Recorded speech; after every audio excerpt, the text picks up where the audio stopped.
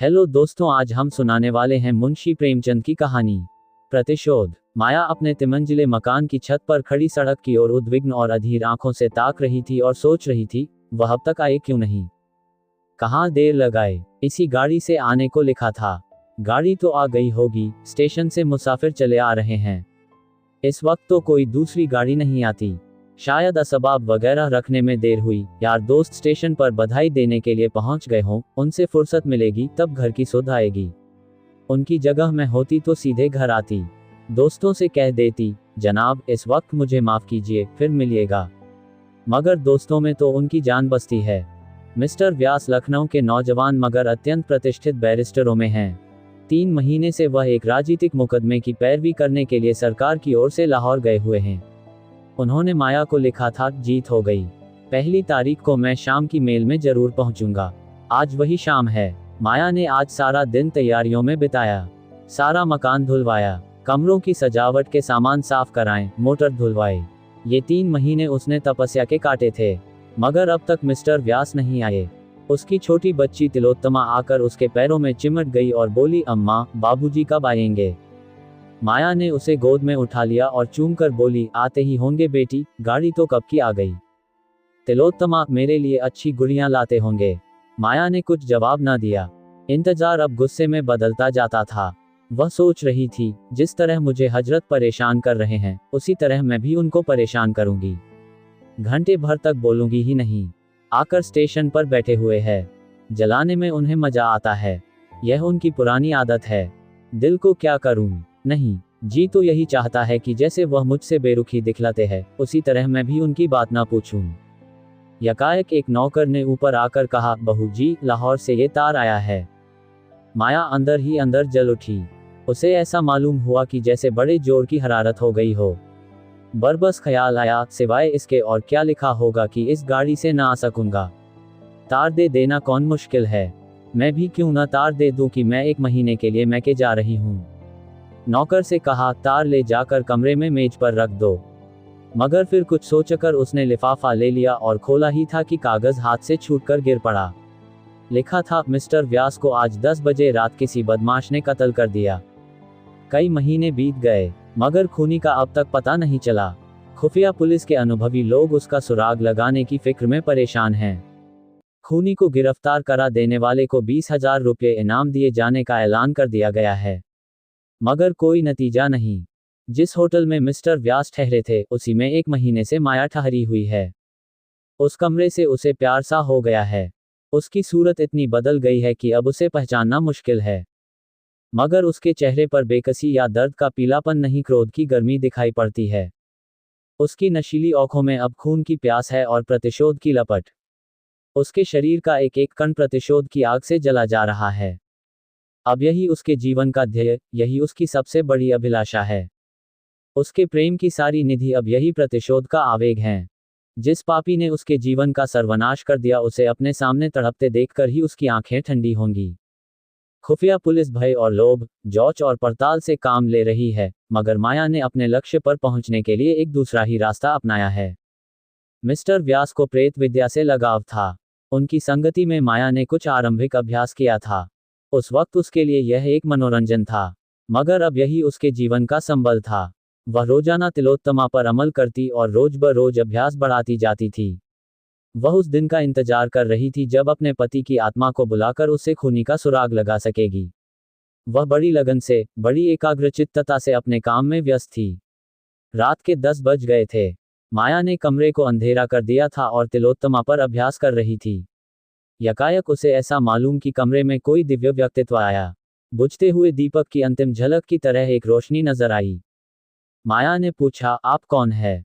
तिलोत्तमा ने हंसकर कहा, तुम मुझे नहीं पहचानती। मैं ही तुम्हारा मनमोहन हूं, जो दुनिया में मिस्टर व्यास के नाम से मशहूर था। आप खूब आए। मैं आपसे खूनी का नाम पूछना चाहती हूं। उसका नाम है ईश्वरदास। कहाँ रहता है। शाहजहांपुर। माया ने मोहल्ले का नाम, मकान का नंबर, सूरत, शक्ल, सब कुछ विस्तार के साथ पूछा और कागज पर नोट कर लिया। तिलोत्तमा जरा देर में उठ बैठी। जब कमरे में फिर रोशनी हुई तो माया का मुरझाया हुआ चेहरा विजय की प्रसन्नता से चमक रहा था। उसके शरीर में एक नया जोश लहरें मार रहा था कि जैसे प्यास से मरते हुए मुसाफिर को पानी मिल गया हो। उसी रात को माया ने लाहौर से शाहजहांपुर आने का इरादा किया। रात का वक्त, पंजाब मेल बड़ी तेजी से अंधेरे को चीरती हुई चली जा रही थी। माया एक सेकंड क्लास के कमरे में बैठी सोच रही थी कि शाहजहांपुर में कहाँ ठहरेगी, कैसे ईश्वरदास का मकान तलाशा करेगी और कैसे उससे खून का बदला लेगी। उसके बगल में तिलोत्तमा बेखबर सो रही थी। सामने ऊपर के बर्थ पर एक आदमी नींद में गाफिल पड़ा हुआ था। यकायक गाड़ी का कमरा खुला और दो आदमी कोट पतलून पहने हुए कमरे में दाखिल हुए। दोनों अंग्रेज थे। एक माया की तरफ बैठा और दूसरा दूसरी तरफ। माया सिमट कर बैठ गई। इन आदमियों को यूं बैठना उसे बहुत बुरा मालूम हुआ। वह कहना चाहती थी, आप लोग दूसरी तरफ बैठें, पर वही औरत जो खून का बदला लेने जा रही थी, सामने ये खतरा देखकर कांप उठी। वह दोनों शैतान उसे सिमटते देखकर और भी करीब आ गए। माया अब वहां न बैठी रह सकी। वह उठकर दूसरे वक्त पर जाना चाहती थी कि उनमें से एक ने उसका हाथ पकड़ लिया। माया ने जोर से हाथ छुड़ाने की कोशिश करके कहा, तुम्हारी शामत तो नहीं आई है, छोड़ दो मेरा हाथ, सुअर। इस पर दूसरे आदमी ने उठकर माया को सीने से लिपटा लिया और लड़खड़ाती हुई जबान से बोला, वेल हम तुमका बहुत सा रुपया देगा। माया ने उसे सारी ताकत से धकेलने की कोशिश करते हुए कहा, हट जा हरामजादे, वरना अभी तेरा सर तोड़ दूंगी। दूसरा आदमी भी उठ खड़ा हुआ और दोनों मिलकर माया को बर्थ पर लिटाने की कोशिश करने लगे। यकायक ये खटपट सुनकर ऊपर के बर्थ पर सोया हुआ आदि चौका और उन बदमाशों की हरकत देखकर ऊपर से कूद पड़ा। दोनों गोरे उसे देखकर माया को छोड़ उसकी तरफ झपटे और उसे घूंसे मारने लगे। दोनों उस पर ताबड़तोड़ हमला कर रहे थे और वह हाथों से अपने को बचा रहा था। उसे वार करने का कोई मौका न मिलता था। यकायक उसने उचककर अपने बिस्तर में से एक छुरा निकाल दिया और आस्तीने समेटकर बोला, तुम दोनों अगर अभी बाहर न चले गए तो मैं एक को भी जीता ना छोड़ूंगा। दोनों गोरे छुरा देखकर डरे मगर वह भी निहत्थे न थे। एक ने जेब से रिवाल्वर निकल लिया और उसकी नली उस आदमी की तरफ करके बोला, निकल जाओ रैस्कल। माया थर थर कांप रही थी कि न जाने क्या आफत आने वाली है, मगर खतरा हमारी छिपी हुई हिम्मतों की कुंजी है।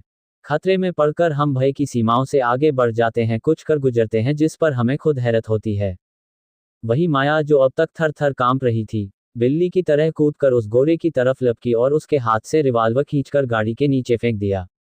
गोरे ने खिसियाकर माया को दांत काटना चाहा मगर माया ने जल्दी से हाथ खींच लिया और खतरे की जंजीर के पास जाकर उसे जोर से खींचा। दूसरा गोरा अब तक किनारे खड़ा था। उसके पास कोई हथियार न था, इसलिए वह छुरी के सामने न आना चाहता था। जब उसने देखा कि माया ने जंजीर खींच ली तो भीतर का दरवाजा खोलकर भागा। उसका साथी भी उसके पीछे पीछे भागा। चलते चलते छुरी वाले आदमी ने उसे इतने जोर से धक्का दिया कि वह मुंह के बल गिर पड़ा। फिर तो उसने इतनी ठोकरें, इतनी लातें और इतने घुंसे जमाए कि उसके मुंह से खून निकल पड़ा। इतने में गाड़ी रुक गई और गार्ड लालटेन लिए आता दिखाई दिया। मगर वह दोनों शैतान गाड़ी को रुकते देख बेतहाशा नीचे कूद पड़े और उस अंधेरे में न जाने कहाँ खो गए। गार्ड ने भी ज्यादा छानबीन न की और करता भी तो उस अंधेरे में पता लगाना मुश्किल था। दोनों तरफ खड़ थे, शायद किसी नदी के पास थीं। वहां 200 आदमी उस वक्त बड़ी आसानी से छिप सकते थे। 10 मिनट तक गाड़ी खड़ी रही, फिर चल पड़ी। माया ने मुक्ति की सांस लेकर कहा, आप आज न होते तो ईश्वर ही जाने मेरा क्या हाल होता, आपके कहीं चोट तो नहीं आई? उस आदमी ने छुरे को जेब में रखते हुए कहा, बिल्कुल नहीं। मैं ऐसा बेसुध सोया हुआ था कि उन बदमाशों के आने की खबर ही न हुई, वरना मैंने उन्हें अंदर पांव ही न रखने दिया होता। अगले स्टेशन पर रिपोर्ट करूंगा। माया, जी नहीं, खामखाह की बदनामी और परेशानी होगी। रिपोर्ट करने से कोई फायदा नहीं। ईश्वर ने आज मेरी आबरू रख ली। मेरा कलेजा अभी तक धड़ धड़ कर रहा है। आप कहाँ तक चलेंगे? मुझे शाहजहांपुर जाना है। वहीं तक तो मुझे भी जाना है। शुभ नाम क्या है? कम से कम अपने उपकारक के नाम से तो अपरिचित न रहूं। मुझे तो ईश्वरदास कहते हैं। माया का कलेजा धक से हो गया। जरूर यह वही खूनी है, इसकी शक्ल सूरत भी वही है जो उसे बतलाई गई थी। उसने डरते डरते पूछा, आपका मकान किस मोहल्ले में है? उद्धरण ... मैं रहता हूँ। माया का दिल बैठ गया। उसने खिड़की से सिर बाहर निकालकर एक लंबी सांस ली। हाय, खूनी मिला भी तो इस हालत में जब वह उसके एहसान के बोझ से दबी हुई है। क्या उस आदमी को वह खंजर का निशाना बना सकती है, जिसने बगैर किसी परिचय के सिर्फ हमदर्दी के जोश में ऐसे गाढ़े वक्त में उसकी मदद की? जान पर खेल गया। वह एक अजीब उलझन में पड़ गई। उसने उसके चेहरे की तरफ देखा, शराफत झलक रही थी। ऐसा आदमी खून कर सकता है, इसमें उसे संदेह था। ईश्वरदास ने पूछा, आप लाहौर से आ रही हैं ना? शाहजहांपुर में कहाँ जाएगा? अभी तो कहीं धर्मशाला में ठहरूंगी, मकान का इंतजाम करना है। ईश्वरदास ने ताज्जुब से पूछा, तो वहाँ आप किसी दोस्त या रिश्तेदार के यहाँ नहीं जा रही हैं? कोई न कोई मिल ही जाएगा। यूँ आपका असली मकान कहाँ है? असली मकान पहले लखनऊ था, अब कहीं नहीं है। मैं बेवा हूँ। ईश्वरदास ने शाहजहांपुर में माया के लिए एक अच्छा मकान तय कर दिया। एक नौकर भी रख दिया। दिन में कई बार हाल चाल पूछने आता। माया कितना ही चाहती थी कि उसके एहसान न ले, उससे घनिष्ठता न पैदा करे, मगर वह इतना नेक, इतना बामुरौवत और शरीफ था कि माया मजबूर हो जाती थी। एक दिन वह कई गमले और फर्नीचर लेकर आया। कई खूबसूरत तस्वीरें भी थी। माया ने त्योरियां चढ़ाकर कहा, मुझे साज सामान की बिल्कुल जरूरत नहीं, आप नाहक तकलीफ करते हैं। ईश्वरदास ने इस तरह लज्जित होकर कि जैसे उससे कोई भूल हो गई हो कहा, मेरे घर में ये चीजें बेकार पड़ी थी, लाकर रख दी। मैं इन टीम टाम की चीजों का गुलाम नहीं बनना चाहती। ईश्वरदास ने डरते डरते कहा, अगर आपको नागवार हो तो उठवा ले जाऊं। माया ने देखा कि उसकी आंखें भर आई हैं, मजबूर होकर बोली, अब आप ले आए हैं तो रहने दीजिए, मगर आगे से कोई ऐसी चीज न लाइएगा। एक दिन माया का नौकर न आया। माया ने 8-9 बजे तक उसकी राह देखी। जब अब भी वह न आया तो उसने जूठे बर्तन मांजना शुरू किया। उसे कभी अपने हाथ से चौका बर्तन करने का संयोग न हुआ था। बार बार अपनी हालत पर रोना आता था। एक दिन वह था कि उसके घर में नौकरों की एक पलटन थी, आज उसे अपने हाथों बर्तन मांजने पड़ रहे हैं। तिलोत्तमा दौड़ दौड़ कर बड़े जोश से काम कर रही थी। उसे कोई फिक्र न थी। अपने हाथों से काम करने का, अपने को उपयोगी साबित करने का ऐसा अच्छा मौका पाकर उसकी खुशी की सीमा न रही। इतने में ईश्वरदास आकर खड़ा हो गया और माया को बर्तन मांजते देखकर बोला, यह आप क्या कर रही हैं? रहने दीजिए, मैं अभी एक आदमी को बुलावाए लाता हूँ। आपने मुझे क्यों ने खबर दी? राम राम, उठाइए वहां से। माया ने लापरवाही से कहा, कोई जरूरत नहीं, आप तकलीफ न कीजिए, मैं अभी मांजे लेती हूँ। इसकी जरूरत भी क्या, मैं 1 मिनट में आता हूँ। नहीं, आप किसी को न लाइए, मैं इतने बर्तन आसानी से धो लूंगी। अच्छा तो लाइए, मैं भी कुछ मदद करूं। ये कहकर उसने डोल उठा लिया और बाहर से पानी लेने दौड़ा। पानी लाकर उसने मंजे हुए बर्तनों को धोना शुरू किया। माया ने उसके हाथ से बर्तन छीनने की कोशिश करके कहा, आप मुझे क्यों शर्मिंदा करते हैं? रहने दीजिए, मैं अभी साफ किए डालती हूँ। आप मुझे शर्मिंदा करती हैं या मैं आपको शर्मिंदा कर रहा हूँ? आप यहाँ मुसाफिर हैं, मैं यहाँ का रहने वाला हूँ, मेरा धर्म है कि आपकी सेवा करूँ। आपने एक जाति तो ये की कि मुझे जरा भी खबर न दी, अब दूसरी जाति यह कर रही हैं। मैं इसे बर्दाश्त नहीं कर सकता। ईश्वरदास ने जरा देर में सारे बर्तन साफ करके रख दिए। ऐसा मालूम होता था कि वह ऐसे कामों का आदी है। बर्तन धोकर उसने सारे बर्तन पानी से भर दिए और तब माथे से पसीना पोंछता हुआ बोला, बाजार से कोई चीज लानी हो तो बतला दीजिए, अभी ला दूं। माया, जी नहीं, माफ कीजिए, आप अपने घर का रास्ता लीजिए। ईश्वरदास, तिलोत्तमा, आओ आज तुम्हें सैर करा लाएं। माया, जी नहीं, रहने दीजिए, इस वक्त सैर करने नहीं जाती। माया ने ये शब्द इतने रूखेपन से कहे कि ईश्वरदास का मुंह उतर गया। उसने दोबारा कुछ न कहा, चुपके से चला गया। उसके जाने के बाद माया ने सोचा, मैंने उसके साथ कितनी बेमुरौवती की। रेलगाड़ी की उस दुखद घटना के बाद उसके दिल में बराबर प्रतिशोध और मनुष्यता में लड़ाई छिड़ी हुई थी। अगर ईश्वरदास उस मौके पर स्वर्ग के एक दूत की तरह न आ जाता तो आज उसकी क्या हालत होती, ये ख्याल करके उसके रोए खड़े हो जाते थे और ईश्वरदास के लिए उसके दिल की गहराइयों से कृतज्ञता के शब्द निकलते। क्या अपने ऊपर इतना बड़ा एहसान करने वाले के खून से अपने हाथ रंगेगी? लेकिन उसी के हाथों से उसे यह मनहूस दिन भी तो देखना पड़ा। उसी के कारण तो उसने रेल का वह सफर किया था, वरना वह अकेले बिना किसी दोस्त या मददगार के सफर ही क्यों करती। उसी के कारण तो आज वह वैधव्य की विपत्तियां झेल रही है और सारी उम्र झेलेगी। इन बातों का ख्याल करके उसकी आंखें लाल हो जाती, मुंह से एक गर्माह निकल जाती और जी चाहता इसी वक्त कटार लेकर चल पड़े और उसका काम तमाम कर दे। आज माया ने अंतिम निश्चय कर लिया। उसने ईश्वरदास की दावत की थी, यही उसकी आखिरी दावत होगी। ईश्वरदास ने उस पर एहसान जरूर किए हैं, लेकिन दुनिया में कोई एहसान, कोई नेकी उस शोक के दाग को मिटा सकती है। रात के 9 बजे ईश्वरदास आया तो माया ने अपनी वाणी में प्रेम का आवेग भरकर कहा, बैठिए, आपके लिए गर्म गर्म पुड़ियों निकाल दूं। ईश्वरदास, क्या अभी तक आप मेरे इंतजार में बैठी हुई हैं? नाहक गर्मी में परेशान हुई। माया ने थाली परसकर उसके सामने रखते हुए कहा, मैं खाना पकाना नहीं जानती। अगर कोई चीज अच्छी न लगे तो माफ कीजिएगा। ईश्वरदास ने खूब तारीफ करके एक एक चीज खाई। ऐसी स्वादिष्ट चीजें उसने अपनी उम्र में कभी न खाई थी। आप तो कहती थी मैं खाना पकाना नहीं जानती। तो क्या मैं गलत कहती थी? बिल्कुल गलत। आपने खुद अपनी गलती साबित कर दी। ऐसे खस्ते मैंने जिंदगी में भी ना खाए थे। आप मुझे बनाते हैं, अच्छा साहब बना लीजिए। नहीं, मैं बनाता नहीं, बिल्कुल सच कहता हूँ। किसकी इस चीज की तारीफ करूं? चाहता हूं कि कोई ऐब निकालूं, लेकिन सूझता ही नहीं। अब कि मैं अपने दोस्तों की दावत करूंगा तो आपको एक दिन तकलीफ दूंगा। हाँ, शौक से कीजिए, मैं हाजिर हूं। खाते खाते 10 बज गए। तिलोत्तमा सो गई। गली में भी सन्नाटा हो गया। ईश्वरदास चलने को तैयार हुआ तो माया बोली, क्या आप चले जाएंगे? क्यों ना आज यहीं सो रहिए। मुझे कुछ डर लग रहा है। आप बाहर के कमरे में सो रहिएगा, मैं अंदर आंगन में सो रहूंगी। ईश्वरदास ने क्षण भर सोचकर कहा, अच्छी बात है। आपने पहले कभी न कहा कि आपको इस घर में डर लगता है, वरना मैं किसी भरोसे की बुढ़ी औरत को रात को सोने के लिए ठीक कर देता। ईश्वरदास ने तो कमरे में आसन जमाया, माया अंदर खाना खाने गई। लेकिन आज उसके गले के नीचे एक कौर भी न उतर सका। उसका दिल जोर जोर से धड़क रहा था। दिल पर एक डर सा छाया हुआ था। ईश्वरदास कहीं जाग पड़ा तो उसे उस वक्त कितनी शर्मिंदगी होगी। माया ने कटार को खूब तेज कर रखा था। आज दिन भर उसे हाथ में लेकर अभ्यास किया। वह इस तरह वार करेगी कि खाली ही न जाए। अगर ईश्वरदास जाग ही पड़ा तो जानलेवा घाव लगेगा। जब आधी रात हो गई और ईश्वरदास के खर्राटों की आवाजें कानों में आने लगी तो माया कटार लेकर उठी, पर उसका सारा शरीर कांप रहा था। भय और संकल्प, आकर्षण और घृणा एक साथ कभी उसे एक कदम आगे बढ़ा देती, कभी पीछे हटा देती। ऐसा मालूम होता था कि जैसे सारा मकान, सारा आसमान चक्कर खा रहा है, कमरे की हर एक चीज घूमती हुई नजर आ रही थी। मगर एक क्षण में ये बेचैनी दूर हो गई और दिल पर डर छा गया। वह दबे पांव ईश्वरदास के कमरे तक आई, फिर उसके कदम वहीं जम गए। उसकी आंखों से आंसू बहने लगे। आह, मैं कितनी कमजोर हूं। जिस आदमी ने मेरा सर्वनाश कर दिया, मेरी हरी भरी खेती उजाड़ दी, मेरे लहलहाते हुए उपवन को वीरान कर दिया, मुझे हमेशा के लिए आग के जलते हुए कुंडों में डाल दिया, उससे मैं खून का बदला भी नहीं ले सकती।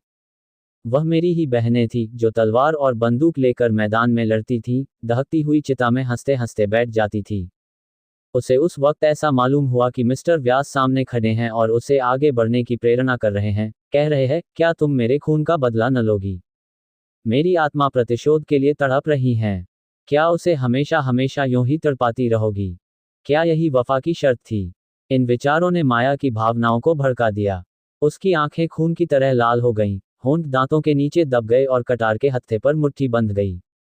एक उन्माद सा छा गया। उसने कमरे के अंदर पैर रखा, मगर ईश्वरदास की आंखें खुल गई थीं। कमरे में लालटेन की मध्यम रोशनी थी। माया की आहट पाकर वह चौंका और सिर उठाकर देखा तो खून सर्द हो गया। माया प्रलय की मूर्ति बनी हाथ में नंगी कटार लिए उसकी तरफ चली आ रही थी। वह चारपाई से उठकर खड़ा हो गया और घबरा कर बोला, क्या है बहन? ये कटार क्यों लिए हुए हो? माया ने कहा, ये कटार तुम्हारे खून की प्यासी है, क्योंकि तुमने मेरे पति का खून किया है। ईश्वरदास का चेहरा पीला पड़ गया। बोला, मैंने? हाँ तुमने, तुम ही ने लाहौर में मेरे पति की हत्या की, जब वे एक मुकदमे की पैरवी करने गए थे। क्या तुम इससे इनकार कर सकते हो? मेरे पति की आत्मा ने खुद तुम्हारा पता बतलाया है। तो तुम मिस्टर व्यास की बीवी हो? हाँ, मैं उनकी बदनसीब बीवी हूं और तुम मेरा सुहाग लूटने वाले हो। गो तुमने मेरे ऊपर एहसान किए हैं, लेकिन एहसानों से मेरे दिल की आग नहीं बुझ सकती। वह तुम्हारी खून ही से बुझेगी। ईश्वरदास ने माया की ओर याचना भरी आंखों से देखकर कहा, अगर आपका यही फैसला है तो लीजिए, ये सर हाजिर है। अगर मेरे खून से आपके दिल की आग बुझ जाए तो मैं खुद उसे आपके कदमों पर गिरा दूंगा। लेकिन जिस तरह आप मेरे खून से अपनी तलवार की प्यास बुझाना अपना धर्म समझती हैं, उसी तरह मैंने भी मिस्टर व्यास को कत्ल करना अपना धर्म समझा। आपको मालूम है, वह एक राजनीतिक मुकदमे की पैरवी करने लाहौर गए थे। लेकिन मिस्टर व्यास ने जिस तरह अपनी ऊंची कानूनी लियाकत का इस्तेमाल किया, पुलिस को झूठी शहादतों के तैयार करने में जिस तरह मदद दी, जिस बेरहमी और बेदर्दी से बेकस और ज्यादा बेगुनाह नौजवानों को तबाह किया, उसे मैं सह न सकता था। उन दिनों अदालत में तमाशाइयों की बेइंतहा भीड़ रहती थी। सभी अदालत से मिस्टर व्यास को कोसते हुए जाते थे। मैं तो मुकदमे की हकीकत को जानता था। इसलिए मेरी अंतरात्मा सिर्फ कोसने और गालियां देने से शांत न हो सकती थी। मैं आपसे क्या कहूं? मिस्टर व्यास ने आंखें खोलकर समझ बूझकर झूठ को सच साबित किया और कितने ही घरानों को बेचिराग कर दिया। आज कितनी माएं अपने बेटों के लिए खून के आंसू रो रही है, कितनी ही औरतें रंडापे की आग में जल रही है। पुलिस कितनी ही ज्यादतियां करे, हम परवाह नहीं करते। पुलिस से हम इसके सिवा और उम्मीद नहीं रखते। उसमें ज्यादातर जाहिल शोहदे लुच्चे भरे हुए हैं। सरकार ने इस महकमे को कायम ही इसलिए किया है कि वह रियाया को तंग करे। मगर वकीलों से हम इंसाफ की उम्मीद रखते हैं। हम उनकी इज्जत करते हैं। वे उच्च कोटि के पढ़े लिखे सजग लोग होते हैं। जब ऐसे आदमियों को हम पुलिस के हाथों की कठपुतली बना हुआ देखते हैं तो हमारे क्रोध की सीमा नहीं रहती। मैं मिस्टर व्यास का प्रशंसक था, मगर जब मैंने उन्हें बेगुनाह मुलजिमों से जबरन जुर्म का इकबाल कराते देखा तो मुझे उनसे नफरत हो गई। गरीब मुलजिम रात दिन भर उल्टे लटकाए जाते थे, सिर्फ इसलिए कि वह अपना जुर्म तो उन्होंने कभी नहीं किया इकबाल कर ले। उनकी नाक में लाल मिर्च का धुआं डाला जाता था। मिस्टर व्यास ये सारी ज्यादतियां सिर्फ अपनी आंखों से देखते ही नहीं थे, बल्कि उन्हीं के इशारे पर वह की जाती थी। माया के चेहरे की कठोरता जाती रही, उसकी जगह जायज गुस्से की गर्मी पैदा हुई। बोली, इसका आपके के पास कोई सबूत है कि उन्होंने मुलजिमों पर ऐसी सख्तियां की? ये सारी बातें आमतौर पर मशहूर थी, लाहौर का बच्चा बच्चा जानता है। मैंने खुद अपनी आंखों से देखी, इसके सिवा मैं और क्या सबूत दे सकता हूं। उन बेचारों का बस इतना कसूर था कि वह हिंदुस्तान के सच्चे दोस्त थे, अपना सारा वक्त प्रजा की शिक्षा और सेवा में खर्च करते थे, भूखे रहते थे, प्रजा पर पुलिस हुकाम की सख्तियां ना होने देते थे। यही उनका गुनाह था और इसी गुनाह की सजा दिलाने में मिस्टर व्यास पुलिस के दाहिने हाथ बने हुए थे। माया के हाथ से खंजर गिर पड़ा, उसकी आंखों में आंसू भर आए। बोली, मुझे न मालूम था कि वे ऐसी हरकतें भी कर सकते हैं। ईश्वरदास ने कहा, यह न समझिए कि मैं आपकी तलवार से डर कर वकील साहब पर झूठे इल्जाम लगा रहा हूं। मैंने कभी जिंदगी की परवाह नहीं की। मेरे लिए कौन रोने वाला बैठा हुआ है जिसके लिए जिंदगी की परवाह करूं? अगर आप समझती हैं कि मैंने अनुचित हत्या की है तो आप इस तलवार को उठाकर इस जिंदगी का खात्मा कर दीजिए, मैं जरा भी न झिझकूंगा। अगर आप तलवार न उठा सके तो पुलिस को खबर कर दीजिए, वह बड़ी आसानी से मुझे दुनिया से रुखसत कर सकती है। सबूत मिल जाना मुश्किल न होगा। मैं खुद पुलिस के सामने जुर्म का इकबाल कर लेता, मगर मैं इसे जुर्म नहीं समझता। अगर एक जान से सैकड़ों जानें बच जाएं तो वह खून नहीं है। मैं सिर्फ इसलिए जिंदा रहना चाहता हूं कि शायद किसी ऐसे ही मौके पर मेरी फिर जरूरत पड़े।